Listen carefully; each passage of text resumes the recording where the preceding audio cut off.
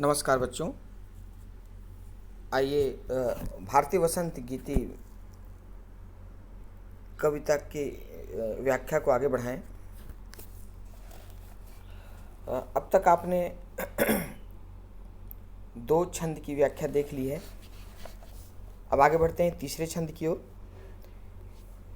तीसरा छंद आपके सामने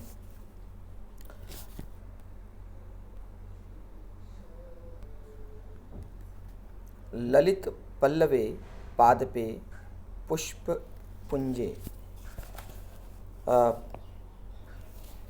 ललित का अर्थ होता है सुंदर, पल्लव मतलब पत्ते अर्थात सुंदर पत्ते वाले। पादपे का अर्थ होता है पेड़ या पौधा, अर्थात पेड़ पर सुंदर पत्तों वाले पेड़ पर पुष्प पुंजे मतलब फूलों के गुच्छे, पुंज मतलब गुच्छा, बंच, अर्थात सुंदर पत्तों वाले पेड़ पर लगे हुए फूलों के गुच्छे। ललित अर्थात सुंदर, पल्लवे माने पत्ते वाले, पादपे वृक्ष पर, पुष्पपुंजे फूलों के गुच्छों पर। आगे इसके बाद आगे देखिए मंजू कुंजे।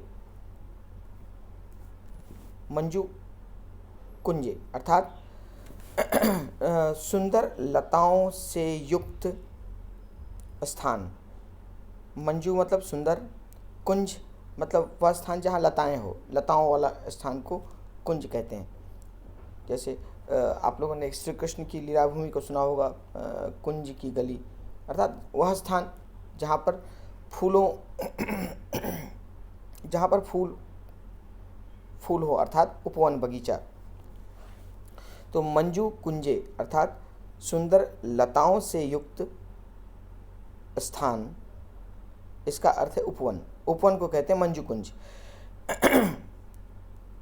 तो सुंदर पत्तों वाले वृक्ष पर लगे हुए फूलों के गुच्छे, ललित पल्लवे पादपे, सुंदर पत्तों वाले पादपे वृक्ष पर पुष्पपुंजे लगे हुए फूलों के गुच्छे। मंजू कुंजे माने सुंदर लताओं से आच्छादित स्थान, अर्थात उपवन में। मलय मारुति उच्चुंबिते। उच्चुंबिते माने स्पर्श किया हुआ, चुंबन लिया हुआ या स्पर्श किया हुआ। मलय का अर्थ होता है चंदन, मारुत का अर्थ होता है हवा, वायु, अर्थात चंदन के वृक्ष से सुगंधित हवा को स्पर्श करते मलय मारुत उच्च चुंबिते, अर्थात मलय अर्थात चंदन के वृक्ष। आपने एक पर्वत का नाम सुना होगा मलयाचल। तो मलयाचल उस पर्वत का नाम इसलिए पड़ा क्योंकि उस पर्वत पर चंदन के वृक्षों की अधिकता है, ज़्यादातर चंदन के वृक्ष हैं। तो चंदन के वृक्ष होने के कारण वह स्थान सुगंधित वायु से युक्त होती है, क्योंकि हवा जब चंदन के वृक्ष को स्पर्श करती है तो हवाओं में शीतलता आ जाती है, सुगंध आ जाता है। तो वही इसका भाव है। मलय मारुति उच्चुंबिते अर्थात चंदन के वृक्ष से सुगंधित हवा, चंदन के वृक्ष से सुगंधित वो हवा जो कि चंदन के वृक्ष के कारण सुगंधित हो गई है। तो चंदन के वृक्ष से सुगंधित हवा चुंबिते अर्थात के स्पर्श से, चंदन के वृक्ष की सुगंधित हवा के स्पर्श से या चंदन के वृक्ष की सुगंधित हवा से स्पर्श किए गए। इसके बाद अली नाम। अली कहते हैं भौरे को। तो अली नाम माने भौरे, भौरों का। कैसे भौरों का? स्वंतिम। स्वंतिम, स्वंत अर्थ होता है गुंजन। गुंजन करते हुए भौरों की। स्वंतिन अलिनाम अर्थात गुंजन करते हुए भौरों के। मलिन ततिम प्रेक्ष। मलिन, मलिन का अर्थ होता है काला या काले रंग की। तति का अर्थ होता है, तति माने पंक्ति, काले रंग की पंक्ति को। प्रेक्ष का अर्थ होता है देखकर। तो देखकर हे सरस्वती तुम अपनी वीणा, अपने नवीन वीणा को बजाओ। भौरों की अलीनाम, स्वंतिम अलीनाम अर्थात गुंजन करते भौरों के। मलिन ततिम प्रेक्ष, काले रंग की पंक्ति को देखकर। मलिन अर्थात काला, ततिम माने पंक्ति को, प्रेक्ष माने देखकर, काले रंग की पंक्ति को देखकर हे सरस्वती तुम अपनी वीणा बजाओ। ये मुखड़ा है जहाँ से कविता स्टार्ट होती है। आइए फिर से इसकी व्याख्या को देखें। ललित पल्लवे पादपे, मैं पुनः इसके अर्थ को समझाता जाता हूँ ताकि आप सबको क्लियर हो जाए। ये ललित, ललित का अर्थ होता है सुंदर।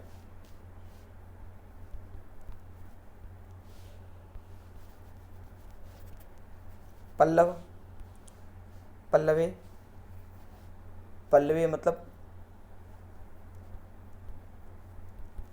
पत्तों वाले, माने सुंदर पत्तों वाले।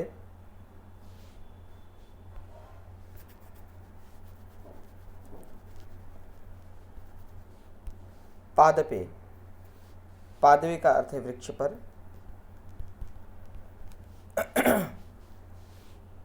सुंदर पत्तों वाले वृक्ष पर।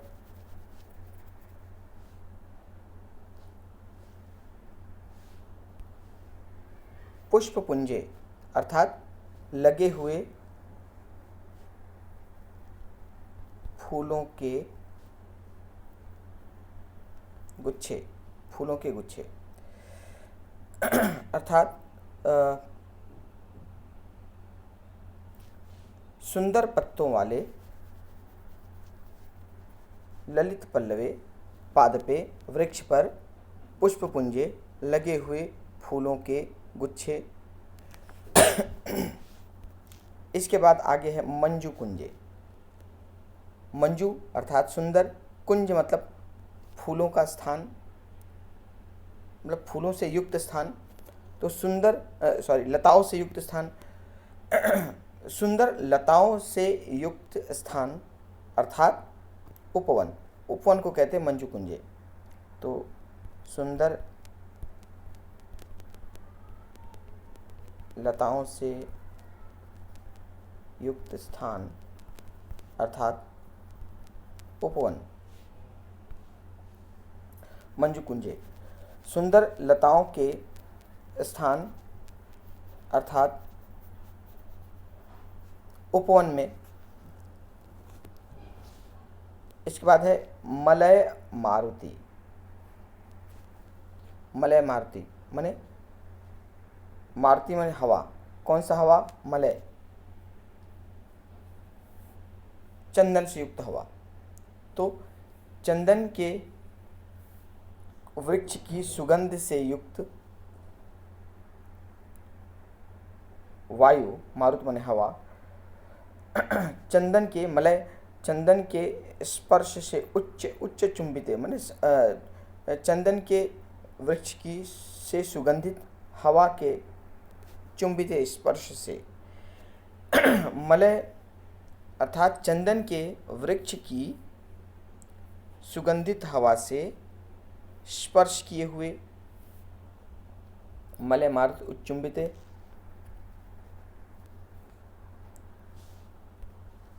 स्वंतिम, स्वंतिम अर्थात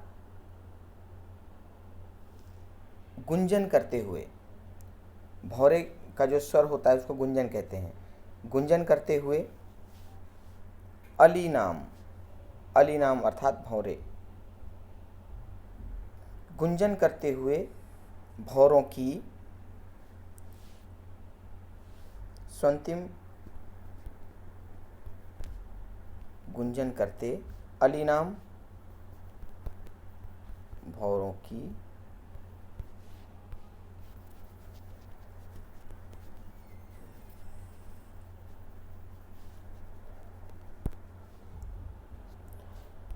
इसके आगे है मलिनम। मलिनम अर्थात काले रंग की, मलिन रंग की अर्थात काले रंग की। इसके बाद है ततिम। यहाँ देखिए ततिम है, ततिम का अर्थ होता है पंक्ति को।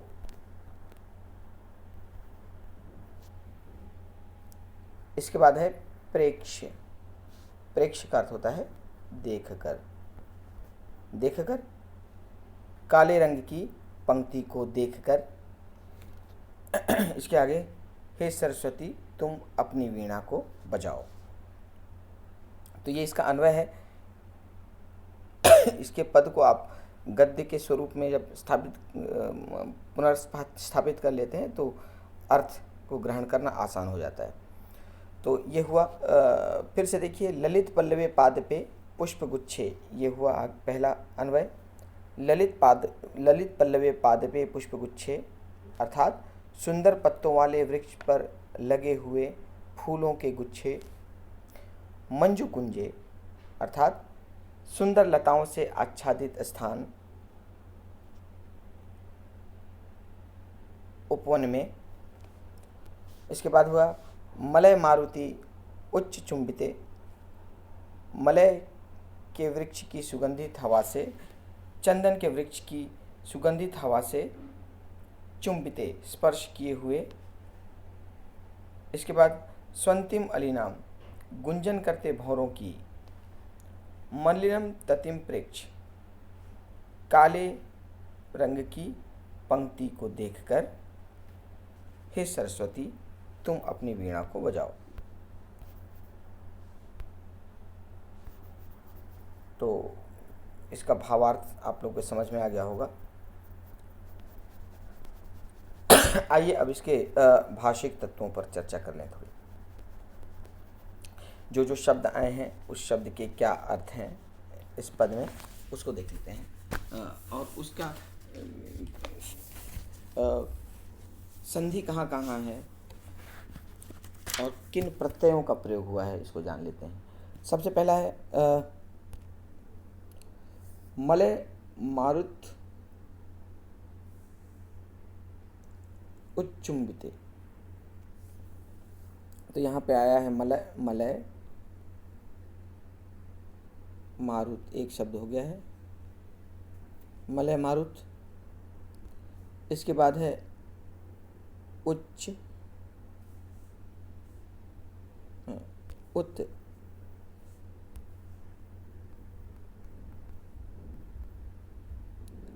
इसके बाद हुआ चुंबिते।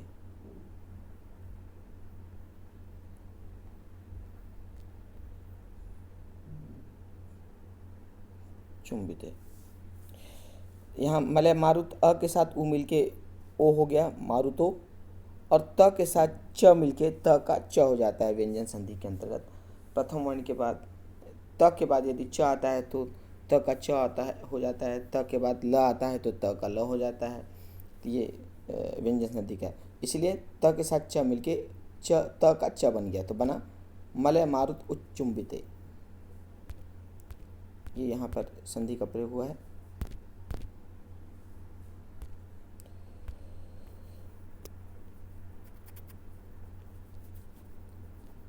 इसके आगे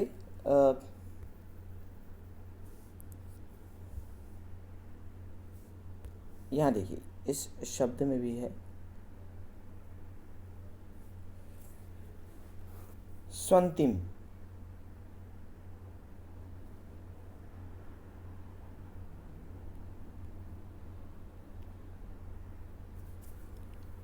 ये शत्र प्रत्यय है यहाँ पे स्वंतिम में, मतलब गुंजन करते हुए। स्वंतिम ततिम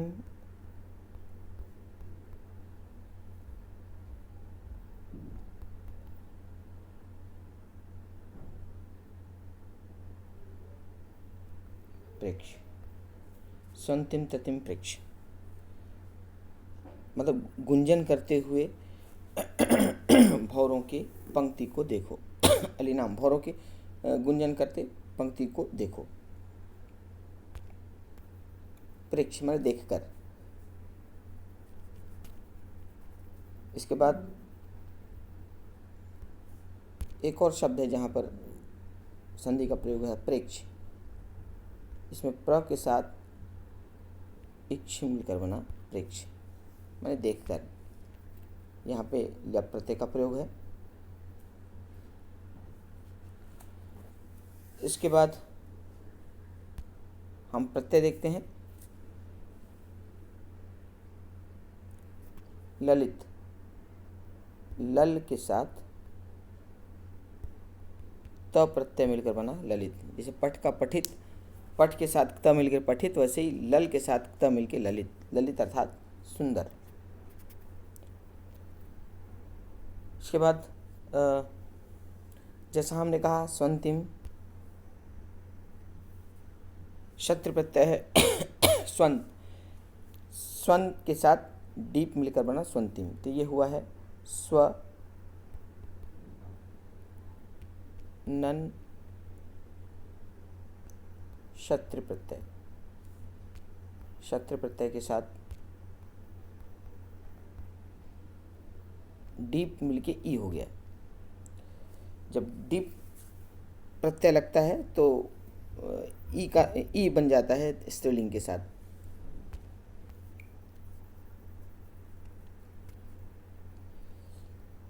इससे संबंधित यदि कोई आपको डाउट हो तो आप मुझसे पूछ सकते हैं। गूगल क्लासरूम में ही अपने प्रश्न उसमें आप पोस्ट कर दीजिए, यदि कोई भाग यदि आपके समझ में ना आया हो तो। जैसे ललिते वसे चुंबिते भी है यहाँ पे, चुंब के साथ त मिलकर बना चुंबिते। और प्रेक्ष की हमने बात की। प्रेक्ष में प्र इक्ष, इसके साथ लप प्रत्यय, लप लगता है तो यह अंत में हो जाता है प्रेक्ष। तो ये प्रत्यय थे जहाँ जिनका इस पद में प्रयोग हुआ है। तो मुझे विश्वास है कि आप लोगों को यह पद भली भांति समझ में आ गया होगा। तो मिलते हैं अगली कक्षा में आगे के अंतिम पद और उसके भावार्थ के साथ। आपका दिन शुभ हो।